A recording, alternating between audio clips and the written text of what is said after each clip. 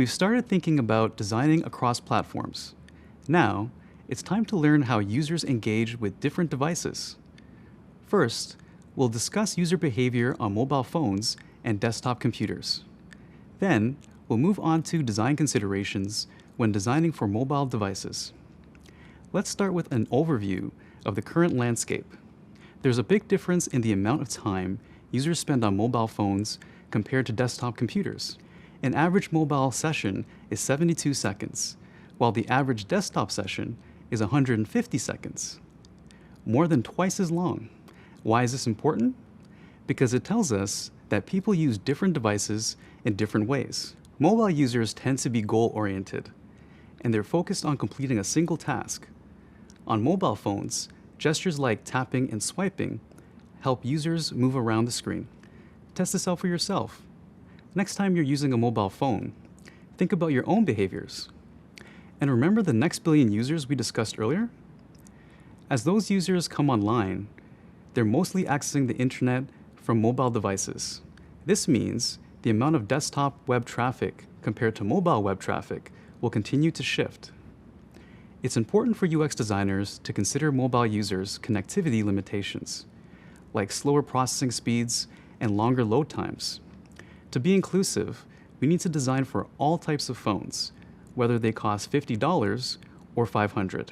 Okay, so users interact with devices in different ways.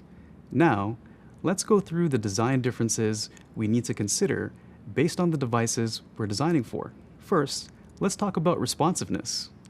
In the past, most mobile websites were a mini version of the desktop site, which often made the mobile websites difficult to use. Now, almost all websites use responsive web design.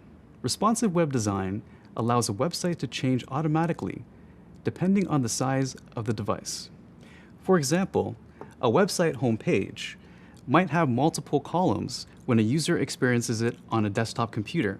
With responsive web design, when a user visits the same website on a mobile phone, the multiple columns are automatically condensed into one column to better fit the smaller screen. All the content is still there, and the usability is way better. Internet browsing on desktop computers has been around for longer than on mobile devices. But since mobile device usage has been booming, designers have had to start focusing on designing for mobile. So let's think about a few best practices when designing for mobile user experiences. First, call to action buttons should be placed front and center, allowing the user to easily complete the desired task, like joining an email list or adding an item to their shopping cart. Second, navigation menus should be short and simple. We want to simplify the user experience on mobile, so menu options should only highlight the core functions of the product.